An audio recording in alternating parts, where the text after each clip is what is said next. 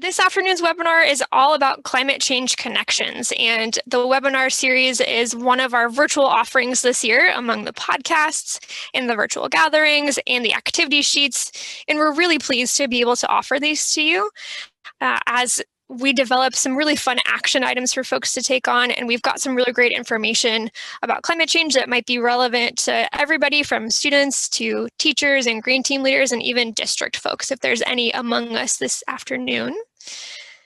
And like all good teachers, we've got a plan. So we'll do some introductions here in just a moment, and we'll spend the bulk of our time talking about climate change connections and how to engage students in learning and action. And then depending on timing, how much folks engage during the webinar, we've got a little closing and some informal Q&A time at the end. So if you are a person who would rather ask a question at the end, that is totally fine with us. And we ask that you use the chat to interact with us during the webinar. We have somebody super awesome named Scott monitoring the chat for us, and he'll be helping out. So if you've got questions about the content, or if you have a question, we've had questions like, who's my rep? Or I want to remember my rep's email, and Scott can help you out with that maybe during the meeting. And we've got somebody else on tech, so if you're having any trouble turning on your closed captions, anything like that, we have folks here to help you out. We ask that you try your best to engage with us if you would like to. We've got some questions for you to answer in the chat. So if you would like to share, we'd love to have some answers. This is not just us talking at you, as much as we do love to talk at people about sustainability and all of those wonderful things. So we would love to hear from you a little bit as well. And so if you are a person who would like to have the closed captioning turned on, up on the top left-hand side of your screen, depending on which device you're using, so this is from a computer screen, you might see this. It says Live with Zoom on Rev. And then in the bottom toolbar of your Zoom page, if you mouse down, you should notice something that says Closed Captions. And when you click that little up caret, the little up arrow, there's some options here. So you can show the subtitles, they'll run across the bottom of your screen. You can view the full transcript, which will pop up in the chat area on your screen. Or if you click into those subtitle settings, you can pick the size. The size for me was very small when I first turned them on. So if you are a person who needs larger text, it is available to you. And with that, I want to clue you all in on who's here this afternoon. So Dale Alcal is here, and Dale is the program manager for the King County Green Schools program. Hooray, Dale, hello. On the tech side of things this evening, we've got another Green Schools rep, Jen. You want to say a little quick hello, Jen? Maybe what your favorite climate connection is? Hello, yes. My favorite or most personal one is I have spent a lot of time in Charleston, South Carolina, and our home went from never flooding to flooding every year. And so I feel very connected to climate change and sea level rise. Thank you. And our chat manager, Scott, tell us a little bit about your climate connection. As a green school rep, but also as a classroom instructor, I am spending a lot of time talking to young people about climate change and global warming. And it's interesting in this particular time with the pandemic that we live in to know that soon, for those of you who don't know, the FDA just approved the Pfizer vaccine, like not 20 minutes ago. We're going to get past this, and we're going to be able to, kids really putting things into perspective about we're going to be over the virus soon, well, soon enough. But then we'll have climate change for the rest of our lives to really work on. So it's an interesting thing that I like to talk to kids about. Thanks, Scott. Yeah. And my co-host is Vivian. Where are you, Vivian? Tell us a little bit about your climate connection. Yeah, so before I worked as a green school rep and an educator, I actually worked in politics and as an environmental lobbyist. And so I think for me, when I think about climate change connections, I really like to think about like who's impacted and how do we like move forward and look for solutions for folks. Yeah, thank you. And my name is Ashley Hill. I am also a King County Green Schools representative. I spent a lot of my past life underwater as a coral reef restoration scuba diver. So my kind of touch point for climate change is coral reefs and seeing changes over time, and a lot like we see pictures of glaciers in Washington State and how they've changed. It's a very like visceral and very visual representation.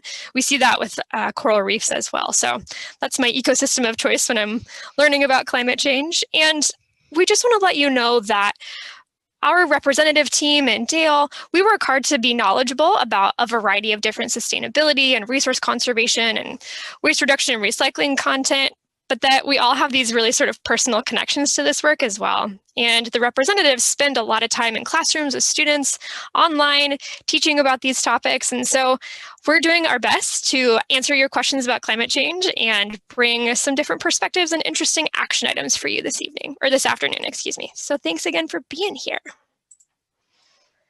All right, I am going to hand it over to Vivian. Yeah, so what we're really hoping you walk away with today are connections between climate change and food waste, individual and community actions to combat climate change, and then also an understanding of what's actually happening within King County. And throughout these pieces, you're going to get information and tools to engage students in learning and action. And I think one thing I really want to take a moment to kind of pause and say here is that climate change can be really scary. It can be overwhelming. And this year has a lot of those emotions to start with. And I think, you know, as an educator, I think there's a real balance we have to find when teaching climate change. And I think that balance, when I think about it, is try between two things. One is that we have to make space for students and other folks we're working with to feel vulnerable, to say like, yeah, this is scary and this is real. And then we have to balance that with a message of how we move forward, how we empower students to feel that they can take action, and at the same time that this is a shared community responsibility. It's not just their problem to solve on their own, that all of us, you know, have a piece in this. And so I think that's just a balance that I kind of want to highlight here at the top, because you know, I think if we focus too much on the overwhelm, then we can make people feel a bit frozen and make it hard for them to feel like they can take action.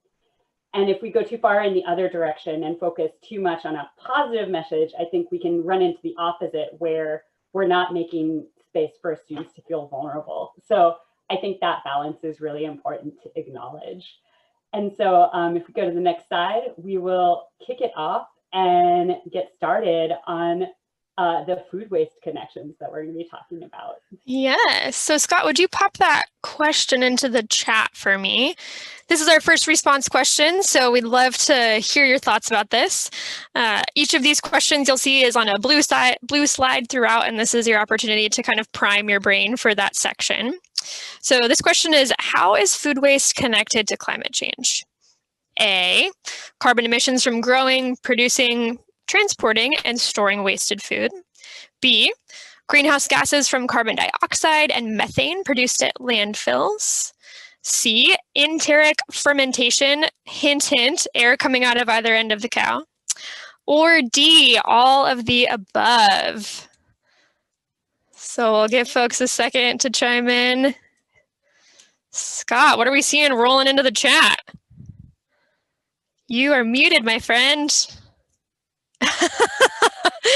This is the nature of our lives now. We are seeing a unanimous vote for D, Ashley. Brilliant. I am so pleased to see that. Awesome. You are all correct. And I was going to say you're all correct even if someone had not guessed D, because technically it would still be correct. So great work. You are brilliant and wonderful educators. Good job. And the reason that we bring up each of these different components or facets of food waste and climate change is because it is a pretty complex, multifaceted issue. And we're going to talk about just some pieces and parts of it, but we're not going to talk about enteric fermentation, maybe another webinar. And we'll start off by just kind of jogging our memories and in the context of the webinar today that food waste is food intended for people that's not eaten by people. And this doesn't mean that the other food, perhaps that our animal friends eat or the domesticated animals eat, it doesn't get wasted too, but we're thinking really specifically about food that's intended for people that's not eaten by people. And in the US, about 40% of the food goes uneaten, which is really wild considering that food waste is an issue that kind of transcends into food insecurity as well as something like climate change. And if you're interested in learning more about food waste and food insecurity and kind of deepening that social justice connection, the podcast episode that just went up, #2 for the King County Green Schools on the website, is a great resource. It's got some really good information about folks who are doing good work on combating food insecurity in connection with food waste. And so, why do we want to talk about food waste and climate change? Well, this is a really cool graphic from a project called The Drawdown. And it's a book, and they've also got a website. And Project Drawdown compiled some of the leading climate scientists, and 100 strategies were put together that have this potential, this really great potential, to help reduce greenhouse gas emissions. And the scientists ranked these from 1 to 100, with 1 having the most potential. And food waste reduction is ranked #3.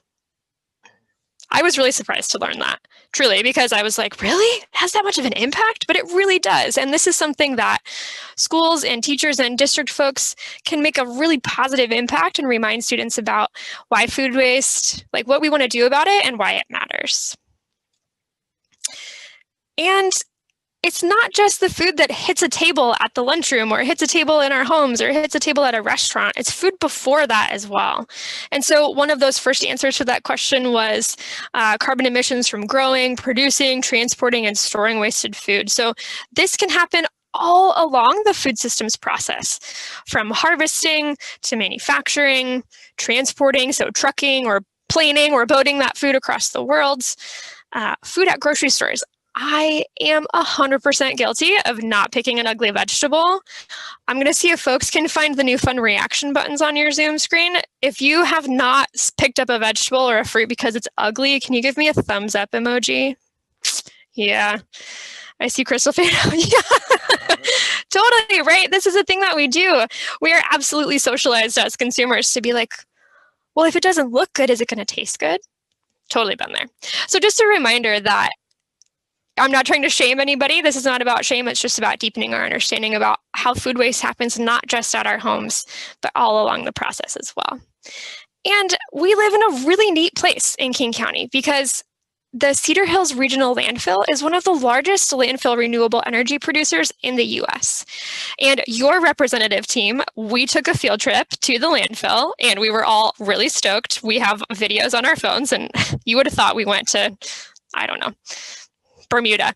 We were all really excited and so pleased to see the really cool work that's being done, because we know that as food decomposes, it emits carbon dioxide and methane, and those greenhouse gases go into the atmosphere and can contribute to climate change. But at the Cedar Hills Regional Landfill, they're able to capture that gas and then transport it to what's called bioenergy Washington. And it's processed into something that's usable for homes. And it can power up to like 10,000 homes in King County every year, which is really amazing. And we wanted to mention this because wasted food causes about 8% of global greenhouse gas emissions. And as that trash is coming into the landfill each day, we just wanted to give an example of a kind of a systemic change to this systemic problem, right? It's really big. What can we do about it? And this is a really good example of that. So you'll see in the other sections of our webinar, we've kind of separated these out for folks. And it doesn't mean you have to be a student or a teacher to take one of these actions. We just wanted to categorize them to give you a little context. And I'll highlight one from each category, and then we'll keep moving. So my favorite in the student category is to learn what food label terms really mean. And I'm still learning this too. So things like best by, sell by, use by, and expiration, because this can really help us understand about storing food, preparing food, and the longevity of the things that we buy. For teachers, we suggest you watch the Food and Agricultural Organization of the UN video on food wastage. This one's great for all students to understand what food waste is and what we can do about it. And then finally, for school districts, the one that I wanted to highlight here is about milk. As Green Schools reps, we used to think a lot about milk. We still think a lot about milk and how we dispose of it. But we want folks to remember that training staff, that students aren't required to take milk, that if it's offered, they don't have to take it or drink it. So this can help to reduce that waste of milk, which sounds silly, but I think we've all probably smelled a really gross dumpster because of milk. So Scott, if you would pop that next response question in the chat, that would be great. And I will pass it to Vivian. Yeah, so the next section, just as a refresh on, is going to be really focusing on individual and community actions. And I think we're really lucky tonight to be with a bunch of folks who are really passionate about the environment. And so I'd love to hear one thing that you've done as an individual in the chat to combat climate change. And I also really, as people are thinking and typing their answers, you know, this can really cover a broad range of things, because if you think about some of the actions you might have taken to reduce waste or recycling, those are also actions that combat climate change. I've seen, I'm gonna turn to Scott, my colleague, and he can kind of tell me what's popping up in the chat. Yeah, Vivian, so thanks for sharing. Colin talks about building a greenhouse to share, to teach students how to manage their own garden. That is great. And keep plants alive. Also provides food for skills for reducing waste. Burton talks about reducing consumption of resources, packaging and water in particular. That's a great one. Anya says that she tries to reuse old things to make new things. For example, made one of their shirts into a bag. Wow. Devin talks about being a one-car family, walk or bus where they can. And Katie mentions recycling when they can and drinking from a reusable water bottle. Those are all great. Yeah, and I think one of the things that's kind of cool is that in some ways we're already edging into things that you're doing for your community. Because when we think about individual and community, community has so many different scales, and schools are one of those scales of community.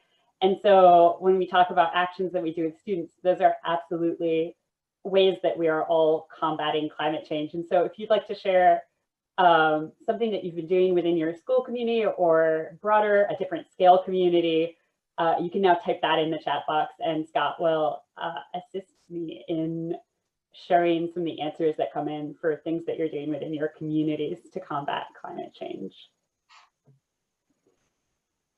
We had a few more individual, while we're waiting for those to come in, about restoration work at local parks to remove invasive plants and plant native plants, buying sustainable food items from, secondhand if possible. Asking that question, do I really need it? That's one we share with students a lot. Do you really need that upgrade? Starting a green team. Crystal talks about teaching students in their community about climate change. Yeah, these are all really great answers. And I think one of the reasons I wanted to start with this rather than just diving in is that climate change is a really interesting topic, right? Because there's so many paths. You know, if you think about the answers you've just shared, they range from waste to energy use to transportation. And there are a lot of paths within climate change. And I think when we're talking about how we work with students, it is sometimes trying to figure out what path to take and, what path they're excited about. And so it's also trying to figure out, I think when I've worked with students at the high school and middle school level, there's this passion, they want to change the world. And so I think when teaching climate change and working with them on climate change actions, it's, for students who listen to this, I think that passion is really critical. And so I think when we talk about climate change and community and individual action, it's trying to figure out what community you want to impact. It's trying to figure out what message within climate change that's important to you. So let's go to the next slide, and I'll talk more about some ways to do that.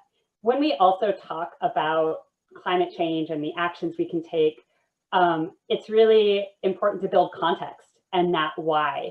And so I'm going to cover right now some materials that you can use with folks in your school communities to build that context. And they also touch on a variety of the paths within the climate connections space. So this first one, the story of stuff, is really great for younger folks. And as you could probably guess from the title, it's really focused on waste reduction and resources. The one really nice thing about this particular resource is there's also a website that's paired with this book, and videos and resources for teachers. And then this next one, Drawdown, Ashley mentioned. I think one of the things I really like about Drawdown for folks who are at the high school level is that there's a lot of really great solutions. And so it's a really, when we're talking again about that balance between making space for the overwhelm and also thinking about solutions, Drawdown has some great solutions that are looking at how we move forward as a society. This Changes Everything is a video that also has a book for high school students, and it's really looking at economic systems. So how our economic systems and our carbon systems are linked, and ways for how we might need to change our economic systems to address our carbon systems. Not Your Typical Book About the Environment is another book for younger folks, and it really is great for helping build context around the impacts of climate change. It helps students kind of orient themselves within the planet. And so it also is really designed to try and help students who might have anxiety around the environment. So again, thinking about that balance. As Long as the Grass Grows is focused on Indigenous tribes and their fight for environmental justice. And I think this is a really good place to kind of pause and say again that the impacts of climate change aren't felt equally by everybody. And when we talk about climate change, we can't help but talk about land use or water use. And so when we're talking about those land use and water use issues, we also need to acknowledge that we're on Indigenous lands and that these issues are still extremely important now, and that tribal sovereign governments are involved in decisions around climate change. Chasing Coral, it brings more of that ecosystems perspective and is really looking at the impacts on coral reefs. And then A People's Curriculum for the Earth is a great resource for environmental curriculum in general, and also has material on climate change in particular. So these are some resources we're presenting to help build context within school communities. And another resource that you can have on our virtual programming page within King County is our December activity sheet, which has some additional ideas for building context and also features young leaders who are making a difference on climate change from a variety of backgrounds. So we can go to the next slide. So kind of going back to this idea that there's multiple paths, we can kind of start by talking about the physical impacts of climate change, right? Rising temperatures, changing CO2 levels, rising sea levels, more extreme weather. And then those impacts are radiating out to additional impacts. And that might be air pollution, increasing allergens, water quality, or changes in vector ecology. So an example of this would be the tiger mosquito. The regions where you find tiger mosquitoes are expanding, and they are vectors for a lot of tropical diseases. And so these are impacts that are coming out of these physical impacts that we talked about. And then those impacts then radiate out further, right? And then we start thinking about how these are impacting people, whether that's who is at risk for getting malaria, or if there are areas where there might be forced migration. There are a lot of things that you can kind of unpack from here. And if this is a resource you're interested in sharing with your school communities, the website link is on this slide, and this is from the CDC. And I think one thing, again, that you can kind of take away from this is that, you know, these impacts, again, aren't going to be felt equally by all school or all communities, right? Within the United States, within our state, or globally. And so there again is that idea of when you're looking at something like this, you know, what scale do students want to engage at? And what are they passionate about? And I think one of the really great things in order to try and make things tangible for students is that you can pick something like air pollution, and there are impacts within our county that students can connect with and think about. You can look at air quality for the county and see that it's different in different regions and have conversations with students about why that might be. So we can go to the next slide now. So, you know, one thing that I think is really important is spreading the word about combating climate change. And going back to that idea too, that like there are different roles that and different scales for who is part of trying to work on climate change. I think one of the most important things we can do as individuals is actually to share that message.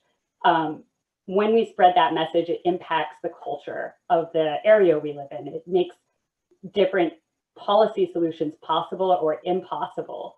So, you know, that spreading the message is actually a really critical step in action, because it determines what our local leaders are going to do or not do, that culture within our area. And then what our local leaders do can then become a model for the state or the nation. And so change takes time and can build from a city to a county to a state. And that culture and that message is part of that change. And at the same time, that's a shared responsibility. So on this page, there's a lot of different ways that students can actually engage and share that message and be part of that cultural change. We found that students love Kahoot. So that is a really great tool to have students come up with their own climate change Kahoot and share that with their broader community. It's fun and engaging. For younger folks, one thing that we encourage is, since we're at home, they can create their own art and share that in their neighborhood with their own, that community. You can submit to a school newspaper, or if you want to try and influence a different community, try writing to a local newspaper. I think their student voices, it's great to elevate them. And so, you know, again, within an individual community, we've also seen students using Flipgrid to create videos and share those videos with other students, launching social media campaigns and mentoring younger students. And, you know, I think mentoring younger students doesn't just need to be at the high school and middle school level, but it can also be at the elementary school level, where you have, say, 4th and 5th graders able to mentor younger folks on these issues. And so, you know, I think really centering student leadership and student voice is critical when we think about this. And so, similar to the last time, we have some kind of tools and a toolkit for you to kind of take away from. And like Ashley, I'm just going to highlight a few. One that I think is a great action is calculating your carbon footprint, and then looking at that and seeing, you know, as an individual, how can I reduce my carbon emissions, and having a conversation that really avoids shame and is more about kind of looking at, you know, how can we all change our behaviors. And so there are a couple carbon footprint calculators that are within the December activity sheet. They range from really kind of straightforward and basic, you can do it in a few minutes, to more involved and technical. Another one that I think, as we kind of go through this and we're looking at teachers and green team leaders, you can facilitate poster making and letter writing for students. So I think if students are really passionate about a particular topic within climate change, and there's a change they want to see within their community, a great activity can be for them to figure out who's the person in charge of figuring this out. Who's the decision maker? And then they can work together to write a letter. And, you know, they might get a response back from that elected official and a letter back acknowledging what they said. And I think that can be a really great way to make them feel heard. And then finally, there's some great resources at Climate Gen. So this is a climate network hub, and there's resources both for teachers and school districts there. And now I'm going to pass it to Ashley, and kind of just as a transition and framing for that, you know, we've been talking about these individual actions, and what students and all of us can do within our communities, and kind of thinking about the different scales of communities. And when we think about this, again, I think sometimes when we're looking at the national level, the news can be really hard and it can feel like there's no progress. And I think one of the things that Ashley's really going to be able to show and that you can take back is that there is progress being made. And that, again, can kind of help with that balance that we discussed earlier. And so with that, I'm going to turn it over to Ashley.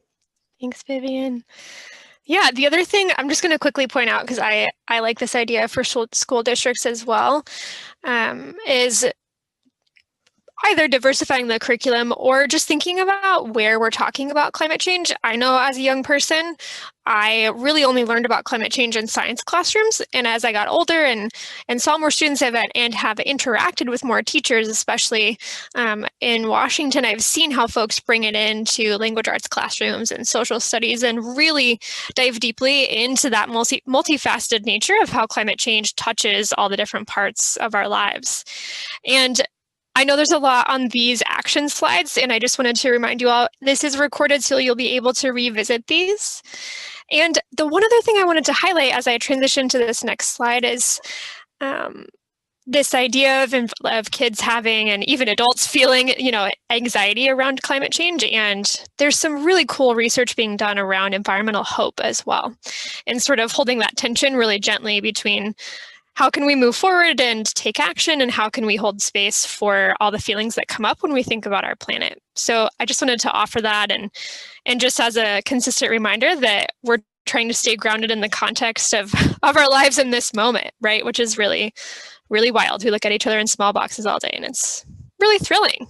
So with that, I would love to know if any of you can share a person, an organization, a government, nonprofit, individual, or other community group that you know who is working on climate change. I think that names and naming have a lot of power in our society, and I think there's a lot of gratitude that can come with naming people that are doing this good work. So we'd love to see those in the chat if you'd like to share, and we'll be writing these down to share out with folks. Scott, do you want to share what some folks are saying? Sure. I see the Tilt Alliance, great organization. Triangle Associates, I've heard of them. South Seattle Climate Action Network is pretty good. That sounds good. I haven't heard of that one. King County, of course. People for Climate Action, K4C. Green Kirkland, that sounds cool. Sustainability Ambassadors, for sure, from Stephanie, thank you. And then Crystal mentions the Climate Equity Community Task Force. Cascade Water Alliance. Wow, Burton, there's a lot of, I think, Anya says that I think that anybody who cares enough to do small things to help the environment is helping out. Thank you for that. And all of you are also helping. So this is something else we really wanted you to hear when we're thinking about progress, is that individuals and schools, we are so stoked every time we get an email or a phone call or a note from a student, somebody attending our webinars or our virtual gatherings, because we can see that you care. And a lot of times that's half the battle, is just showing up and creating that little teeny bit of emotional space to think about it and try to make it change. So we just want to honor all the work that you all are doing and say thank you, and that we see you, we hear you, and we're stoked to have you and be in your circles. I see a couple other folks sharing ideas in the chat as well. Thank you. So knowing that, right, individuals and schools are folks who are contributing to climate action, helping to make change, kind of radiating out from that. We've also got nonprofits and community groups, businesses and private organizations, and all over the US, we have sovereign indigenous governments who are also stakeholders and leaders in taking climate action. And then we've got, obviously, places like city and county governments. And this is where it gets really exciting, because similar to the Cedar Hills Regional Landfill, having this really unique way and really awesome way of transforming this thing that can be sort of bad, greenhouse gases, into something that's really useful, like electricity for our homes, King County has done a really cool thing over the last 5, and now it will be another 5 years, with the Strategic Climate Action Plan. And so this was recently revised. There was a news release that went out this year about this new SCAP. It's called Strategic Climate Action Plan. And it's a little long, but I think it's worth a read, worth a skim, because what we find in there is this really systemic way of thinking and understanding climate change. And so operationally, throughout all the departments, partners like us, yay, and Green Schools programs and all the different pieces and parts of King County are working really hard to implement these climate actions. And we wanted to highlight some of the really neat things that have already happened in King County too, right? So sometimes, like Vivian was saying, this feels like an uphill battle and we don't really get that gratification of, we did a thing and it was really exciting and it worked. And so here are 5 things that are really exciting and worked when it comes to climate action that we wanted to share with you. So King County planted more than 1 million trees. Amazing. King County is transitioning to bus fleets powered by clean and renewable energy. I have ridden on one of these buses. Has anybody else? You can give me thumbs up emoji if you've ridden on one of these buses, or raise your hand. Yes, I'm waiting. I wait for students. Brilliant. Yes, wonderful. A couple folks. King County is also promoting climate literacy and leadership development in communities of color. Working on preserving farmlands, forest lands, urban green spaces, and trails. And this one's really exciting because I think this is often the touch point for folks who like to be outside, like to hike. I know that when I moved to Seattle, that's a huge part of the community here. And so seeing those spaces preserved and cared for can really be the entry point for people to get excited and start taking climate action. And finally, King County advanced its local food initiative to support local farmers and make access to nutritious food more equitable, right? So this kind of links us back to our original climate connection about food waste and how can we make sure folks are not only getting food to eat, but food that's nutritious, food that is culturally relevant, food that they want to eat. And so there's some really awesome gardening programs and other things popping up. We mentioned those in the podcast episode as well. This is I'm going to just let this sit here for a moment because I think it's very exciting. And one of our suggested activities for folks is to review the 2015 and then the 2020 climate action plan from King County and do a little compare and contrast.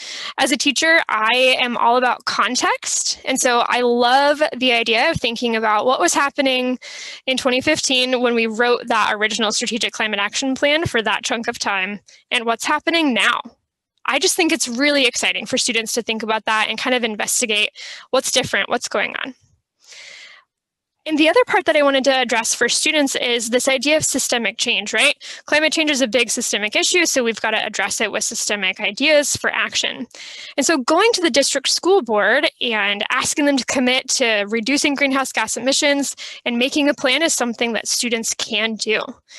And for teachers, we really want you to feel supported. And so we've got these virtual gatherings for folks throughout this year. And we'd love to have you come and meet other teachers who are stoked about teaching climate action. That's a great place for teachers to get connected. And then for school districts, writing that plan, making those commitments to reduce greenhouse gas emissions and sharing that with the school community. I think we also all have this little shame that lives inside of us of oh, I took a plastic bag. Oh, I drove my car, right? And so I think that when we communicate with one another and are transparent about our plans, like as at the district level, for example, it can feel really exciting and really empowering for those communities to hear those plans and to be a part of it and to hold people accountable, right? I know that I take the path of least resistance sometimes and get a plastic bag. So being held accountable in my community is absolutely something that works. And I think it's something that students are really good at. All right. Vivian, I'm just going to go ahead and take this if that's okay with you. Absolutely. I have one minor correction. Great. I realized when I said the story of stuff, it is actually a movie and not a book. So it's just a small correction. Speaking Great. Of owning our mistakes in our plastic bags. So. Yes. I'm going to pause for a second. Stephanie put a great question in the chat, and I would love to have us circle back to that. If you can hang tight for the Q&A, Stephanie, I think that's a great question for us to come back to if you can hang on to that for just a moment. So we're going to just review quickly. These were our goals for this afternoon, to bring about some other climate connections about food waste, thinking about some really specific individual and community actions to combat climate change, seeing what is happening, what's ahead for climate action in King County, and then offering you some tools to engage students in learning and action. Now I'll pass it to Vivian.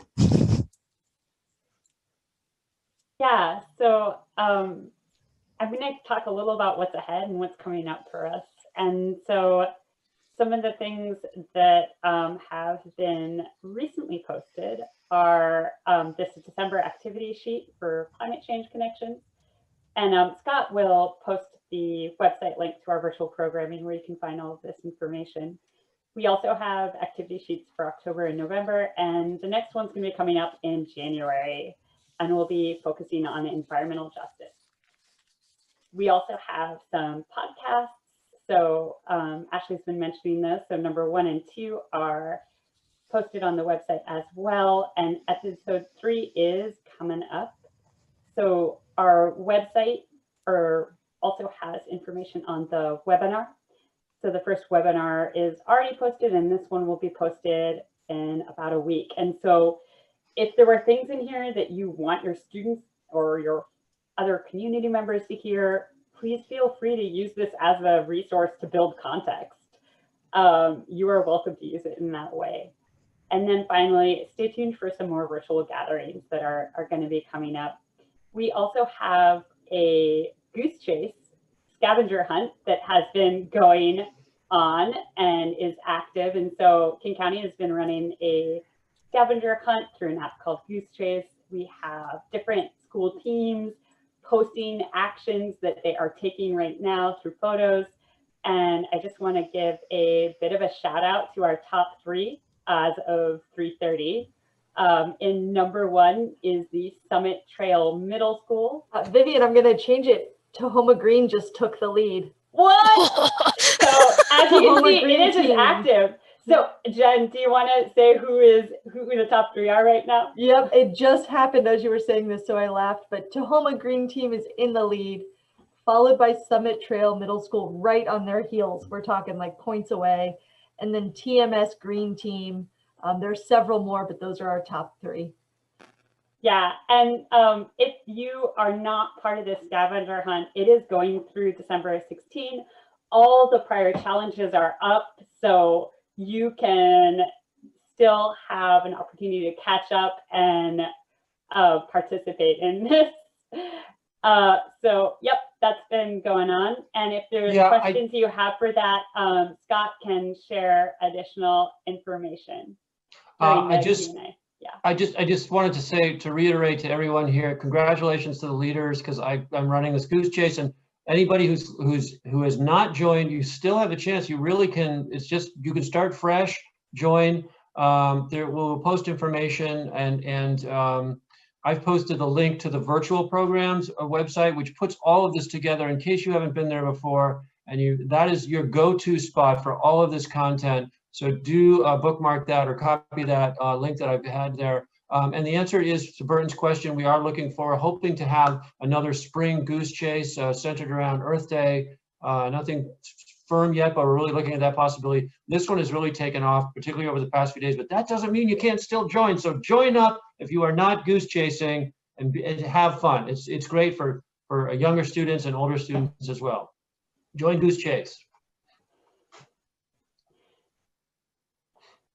All right, so up here right now, just another resource is all of us.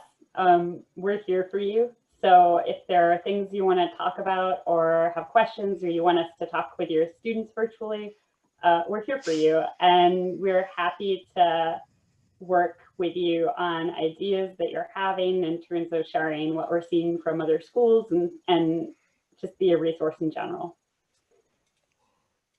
And if you're not sure who your rep is, the greenschools@triangleassociates.com email is a great place to reach out and get answers on that.